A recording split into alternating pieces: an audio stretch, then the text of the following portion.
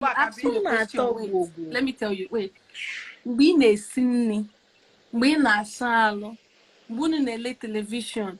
See, you not even do 3 times a day. My day, and these things are all quick. You know, sometimes say they too take.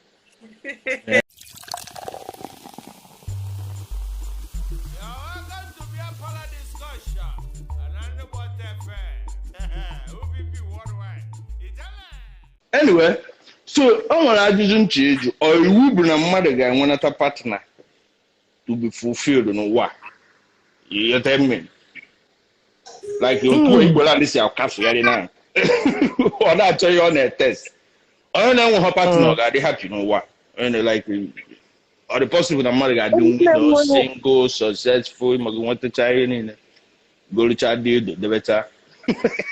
I think it depends on the individual. For me, it's possible. Yeah, it is possible. Yeah. All the possible. When they will have a people friends, but and when intimate person, but they have a lot of friends. Yes. And yeah, I have a doctor friend like that. When any intimate partner, but with a lot of friends. So aside that, the job, aside that, all I got church, all my family, all my friends and all that, but I'm a one issue in the past, but yes, any commitment with anybody. About how old Gonyadi? Jawanis is not possible. Oh no, 27. Oh, it's not possible. Oh no, 27. Because when not possible, come along. 27. All depend, all depend. One day I like with somebody. When they are now without all the time you want to heartbreak now. Before you know it's 1 month, 2 months, so we put it with another person. Now date work. But when they got no 1 year, 1 year, 2 years. Oh, everybody not like different. That is all the possible pets, cause they may add and they change at different stages of their lives. Okay. Right? Like now, onye lugorodi, right? May divorce. Upon the marriage stress they are too much. Okay. They happy without him with any attached partner. All it is not possible. Or iro to goya or raro to putaba. Oh, yeah, can talk a mom or the enough. Money just like or the enough for somebody the okay, they happy with. That's what yes. For some people, yes. For some it is. I just cho. Yes. At what age? Exactly. It's all commitment. At what age? At range age in a only the 40 years in a No. Okay, now here be 40 years. Okay, Mbogi 40 years. How is it gonna be like? Kwandi go 40 years natural commitment to Ike commitment go ha. Yeah. Okay, because don't want commitment. It is possible. I think in a hard job to one. Or I think in a hard job to one. Alabama. Ne ị gara alakwa otu ọgọkwara onye ama na ala otu mana you can't have onye ga-asị onye abụ my person onye abụ my partner ihe gịnị ga-abụ ọbịacha ọna onye ọbụla bịacha ọna nobody is staying with you. I can come for you. Okay. I need to close my hair. It's very bad already. But happy. Nanya. So you know, yes, what that man? Yeah. Oburonya henwe partner. Oga be okay. Or you know kunne fabrics. Yes. Yes, I am new. Waga. I want my friend, an immigration officer, a very senior partner in Lagos. That is what he does too. Senior officer in immigration in Lagos State airport on a medal. The commitment also these days. Very Can you go to Gaju? Then even sorry to say this my nails now though is is a friend of mine too. He do visit me. He can like you, but commitment, take it off. This man non a Lagos. How old? This man non a Lagos. This man non a Lagos is above 40. I can tell. But the other guy should be around late 20s too. Just within early or late 20. No commitment. No, Nkeno Lagos, Amagumia for years. Waga, one woman. I can't say that this is his woman. Okay. And he's my friend. The woman most times. So, and I'm not going to look. So, sometimes we just ask, how about your family? And then, fabrics.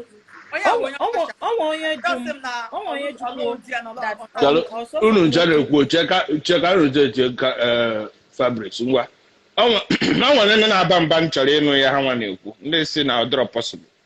In fact, I'm around 60 now. Work at church. The woman I look and or they wasn't interested. Or the bottom question, or they happy, or they happy. And yeah, Waga, also cat are born recently. Also pussycat, boy. Even I'm not going to family. I'll buy a dog and die alone. Oh, you're nanya. Buy a cat. Jawani? Yeah.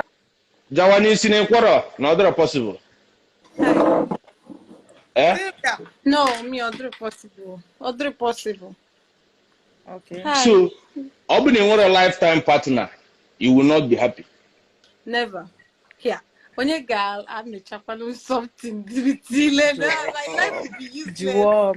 Yeah, for me too. I can't do that. My whole life, individual something. My whole life will be boring and my life will be useless. Hey. Yes. Let me explain. Go ahead. All the Cameroon statistics last week, right? Okay. This is 50%, 60% without backing it up with any this thing. All they wrong. So in the all depends on individual. Okay. I can't stay without a man. Then on the meet to man, but to show that commitment, it's possible. Very possible. I need a man. Any dream walker. With commitment or with commitment. With my committee, even my life, George. I need a man. Commitment. Steve, with some men, you got committed with even your life and next generation life to come. They are not committed to you. So you are only the one committed to that one. If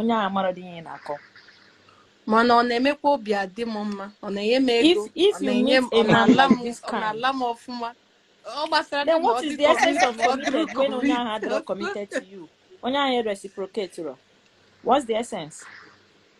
But do you know that a lot of men right now are not really committed to their woman? Commitment in the sense that there is no cheating, right? No cheating. So it's very hard to find a married man that is not committed to his wife, that is committed to the wife. Commitment or to do with cheating.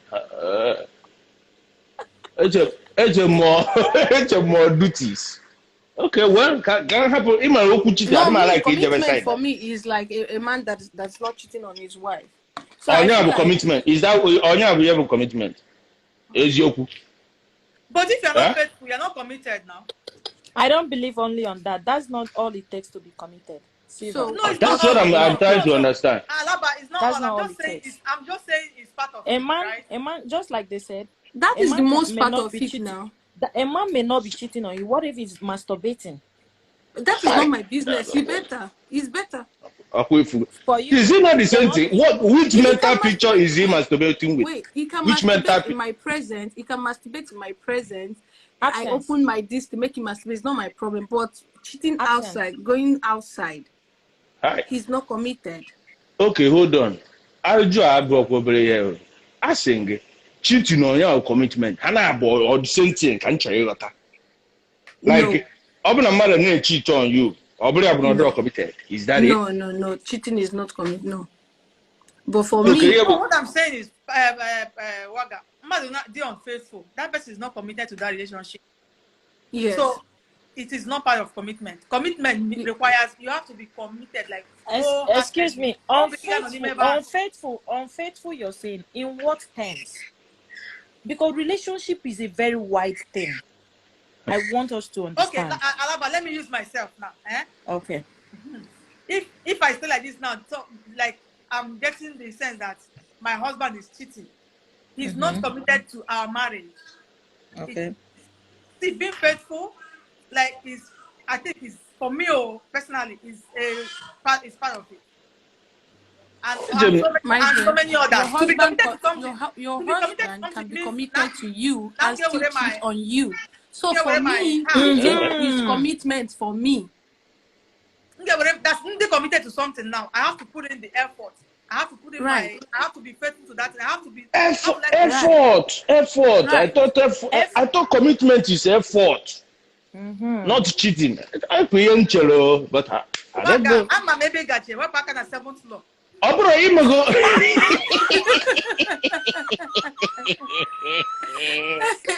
Yeah, with 7th law, it has come to stay. Very hard, for me personally, my commitment is don't cheat on me.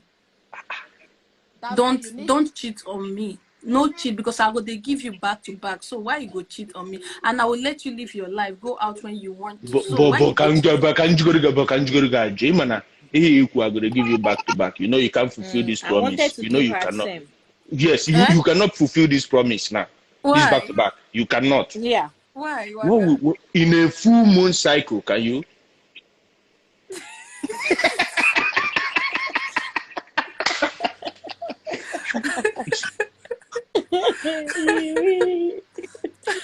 I'm going 7th law no matter about it, but you can't keep this thing full 1 month every day. You break it down. No, in the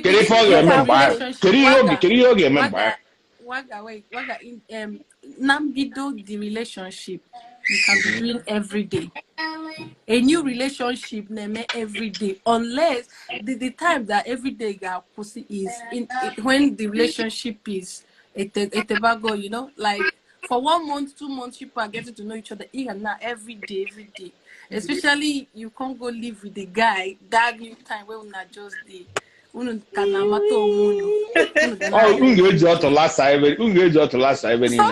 2 times in a day. Do you know, Sylvia, but I don't think commitment is all about. Are they possible? Every day, as long as we are new lovers. Because hey. When did I see? Cheating is part of all men. At the initial stage, you know, the tire person. In fact, I've taken it to be in their nature. They came with it. During creation, I think God put it somewhere that we're just beginning to find out. Only thing about one banner, this Chero, only scope. Only come on, soon. Now you only scope in China. Imagine who 7th law. In the matter, they're feeling somehow about it. It's very something you appreciate. Even a 1 month, one man doing free to have sex for full 1 month. Yes, because of because of Kachikus we do here. Yeah, nature calls. So even when Kachikus we do here, all those small time in your karaoke space, in answer nature call. Those are the windows you open space for him to. One sec, Waga. In my why more this 7th law as well is that it depends on mentality. Okay. It depends on how some men are going to understand it. Some of them is going to take it as their, how will I put it, as their inheritance. They will feel like it's their right. They inherited it from God when doing it. Okay. Especially state 7th law. 7th law, in case for people don't know, 7th law is learn to love, which is underlining sacrifice. Is big sacrifice. You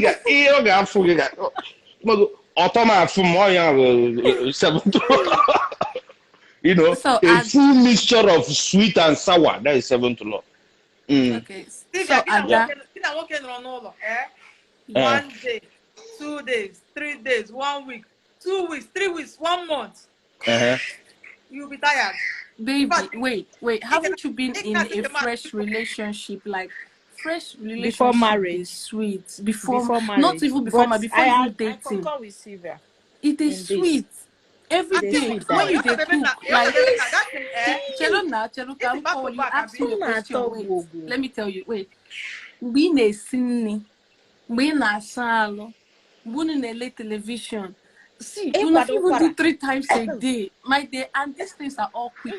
Sometimes say they too take. Just say no, come again.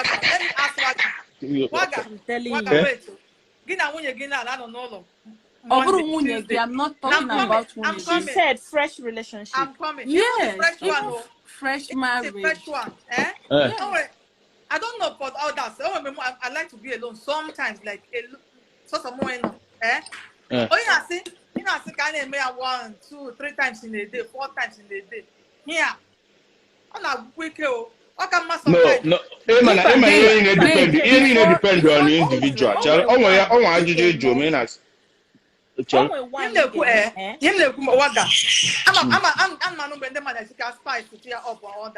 That is what me I subscribe to. Okay. Even I say, come 3 times in a day. For me, that's not it.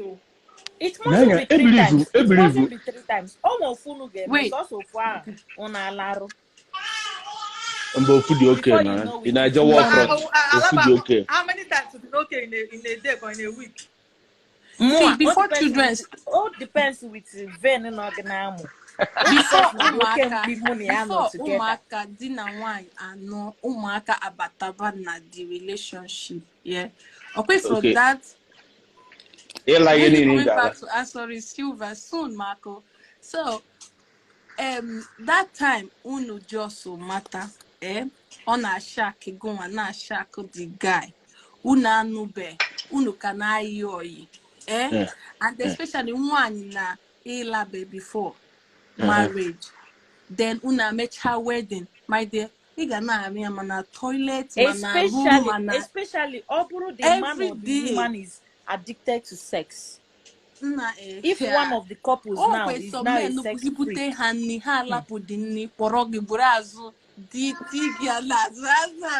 Man, come on, they against. Nada the same. They say what this babe no they go church. I want to go a flavor gross, you good see or not. I don't like it. My sex life into mad. On I go to her. Or I go to her. Yes, on our bugger. The more I believe, the more in I know with your mother. Yes, I go. The more I can see the one you hotter. You know what I mean? So most of the time, I want to get the hot nambido. What abroad okay, Biani? Yes. Especially marriage or even a marriage or one that the couple to like that. I always use myself as an example. My daughter Nano Medo, bed. What are you not? It's a Naya Babu Kata before. You got to take these people out. Sometimes she come and hug me. She come and hug me. So, in fact, sometimes I will just pretend like I'm sleeping. All the so it's not. Wait, now Waga. When I see is from high to low, yes. Somebody say that is a like that. 80% is from high to low. Yeah, but the normal basic. Initial stage. All the normal basic. Even when you especially when you are sex, you gonna like you stay nazo on a salo. I can work 4 packet. Like they lap all the 4 packets of people. Okay,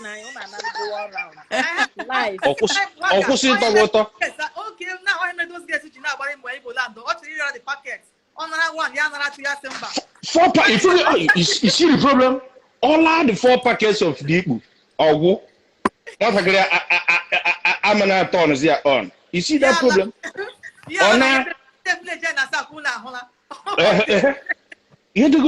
But I believe another the one bugana lami. On a lami. No, Nah, the way once I'm enjoy my wife now. Aqua enhanced. Aqua. And what? Oh, that but aqua mbogo gonna nah, I devices you go ways. Yeah, I get fish something. Don't nah. What are you Okay, talking? Ada ka jogi. Iwe kilo. Iwe ego niile iri enwe, right? One no way moto, right? Then you know without nwoke na ndụ gị. Ka ezi uru ịbara n'ụwa anọ. For me, elugodu ajụjụ a zagodo onwe gị n'ibu a, mbinye. Aye ekwe m si. Binie ka ifu binie. Eyiro compound. I na like 10%. Okwa na ife anyị. Hey. Ogene na afia ya. So panta adronika kita nafna. Panta nọrọ ya president. I kwesịrị ịgbara anyị shedi balabala, shedi bolobolo.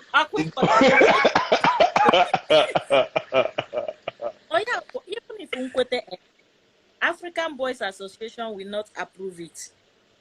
Why you in the Poland Africa? No, can you me? Can you African boys me? But these are the best now. Ofum na ahia mo a secret place makachi na oge kidnap him. So, akakwala m ma ncholu no ofu kempi. Yes. Madin we partner who can also success.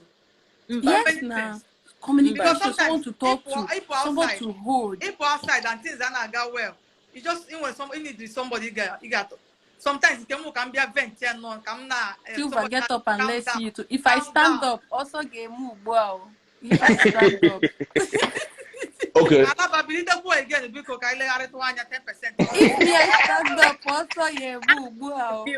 I'm gonna review. I'm gonna me immediately me. I'm gonna go me. I'm mad we check and we go comment. Now un cheat kan na area. Alaba again. I believe that them the area because na here Sunday. Again. Barani Sunday. Ordinary can no Order one car. I'm not Sunday. I break. Manya. Na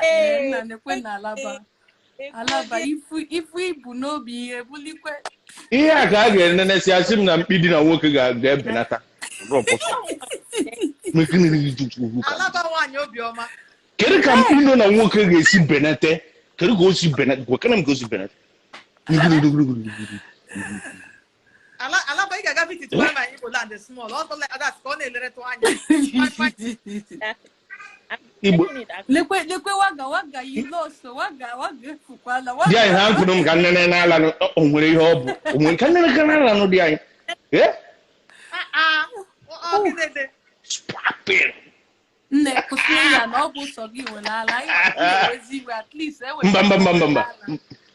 Mba iwe ga dị n'ọkụ. Iju my only thing bụ iwe na anya iwe ijiri iwe ahụ wepụta nke gị.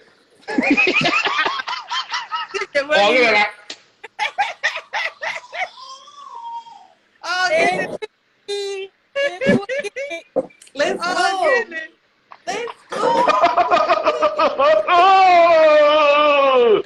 You don't like him as if it's not good for you.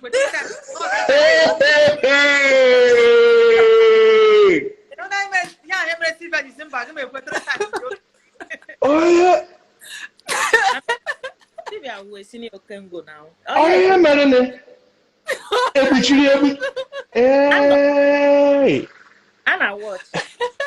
Hey.